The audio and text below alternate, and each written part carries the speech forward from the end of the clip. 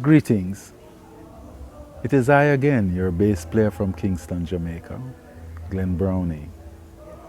But today we are going to continue our conversation about my beginnings and my journey, different experience that I've had over the years.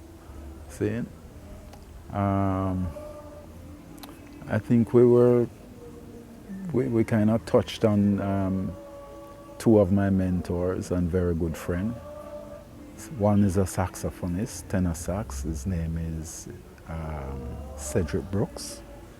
And the other one is a keyboard player, violinist, Peter Ashbourne. Two very good friends. And they're like East and West.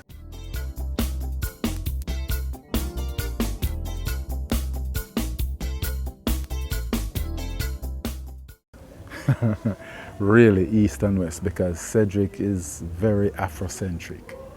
His group was called United Africa, so I used to see them, when I used to play on the North Coast, I used to see them United Africa, passing through and doing a few gigs. And it was always exciting because it is drum driven, it is Afrobeat, it is African. But what we hear now, everybody talking about Afrobeat, we've been listening to Afrobeat long time. Long time, from Fela Kuti and all those Africans. So when I met Cedric now, after talking with him and so on, he realized that I was a bass player. He said to me, "You should come and play some music with me, man." And I was excited about that because I loved African rhythm, still love African rhythm. But to hear that Cedric Brooks was really the only person, apart from like mentor groups or communal groups and so, yeah, I'm actually hearing now jazz fusion, the African and the jazz fused together. Cedric was a brilliant saxophonist. He played with Scatterlights, he had his own thing, I think it was called him and Dave, but if you look him up, you should find some of his history. He's not with us anymore, he transcended a couple of years ago. But quite a marked impression on me, not just musically, but also socially, intellectually, spiritually. He also showed me the spiritual depth of Rastafari and what it really means, and the political aspect of it, which was kind of scary because I never wanted to get in that type of things. But revolution is really change, and unless you know something that can make a difference, then what's the point of having a revolution? You have to make a change.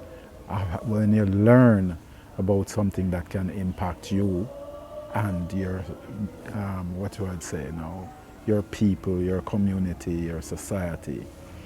And he really gave me an in-depth look at it, starting from Ethiopia and taking me through to East Africa. So that is East Africa and West Africa, and the difference in the music and the melodies. So Cedric Brooks, now I started playing with him and playing for him, not with him, started playing for him, and it was very interesting because I'm always paying attention to what I play and how I play it. And if I play something that I did not intend, that some people would see as a mistake, Cedric would welcome it. And I said, "No, but that's not the note." And he would just go, "Let's look at it. What you played?" And I maybe should have played, let's say we're in the key of C, and I should have played the 5, which is G. That was the intent, a G7 or a G11. Maybe I play a G sharp or a A flat or a F sharp or something, which I think at the time didn't. And he said, "Let's look at it." And then he would analyze it and show me that there's no such thing as a wrong note.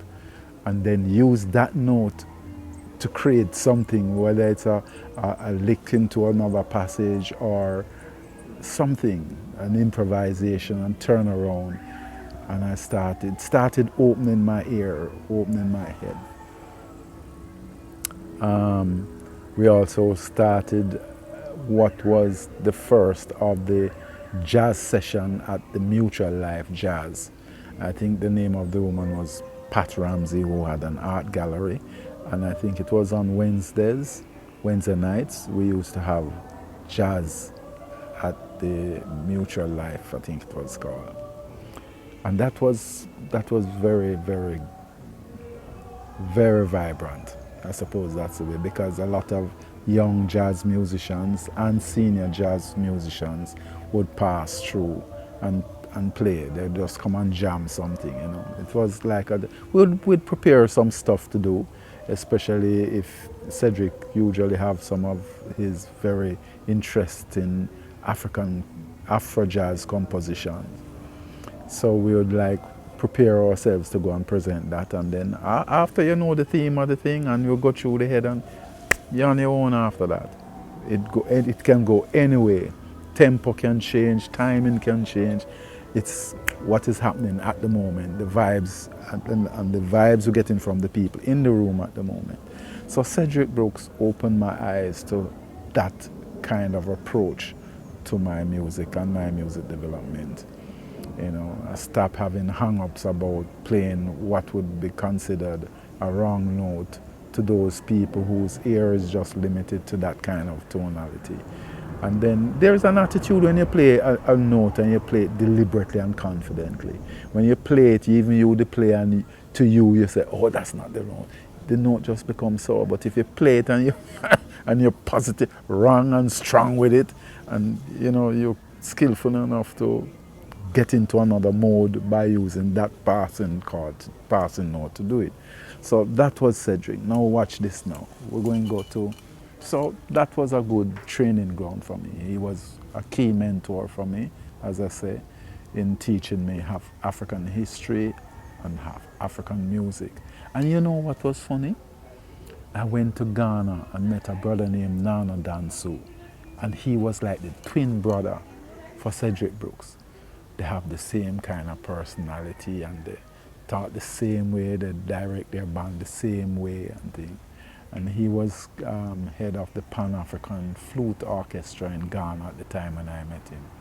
And that was an amazing experience when I see how they approach doing their thing, and you know, it was just an enlightenment.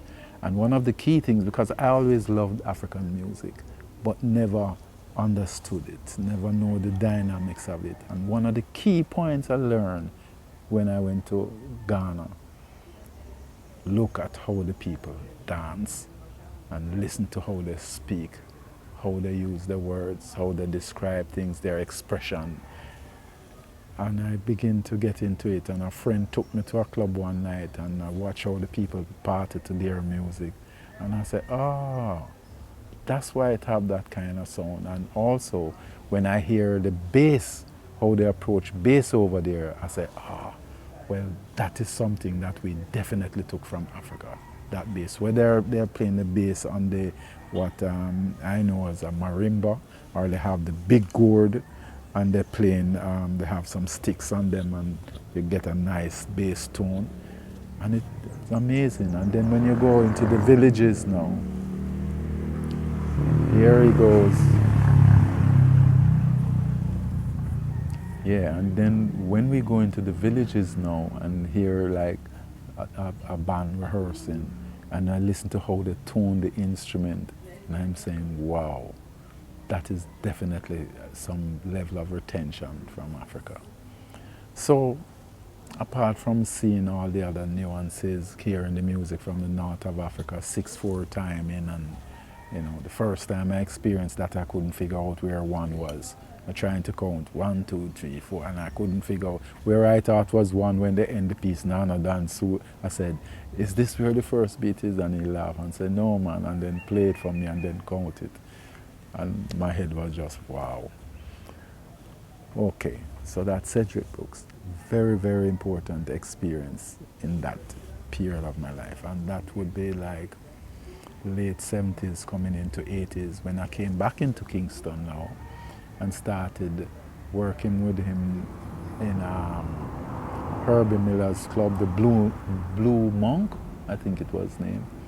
and got some more exposure there and got to experiment with more straight ahead jazz stuff. And of course, he's going to do his stuff also, which is Afro jazz, because he's African to the core. And that's one of the things he took to the School of Music too. Always trying to get the students to identify with their music.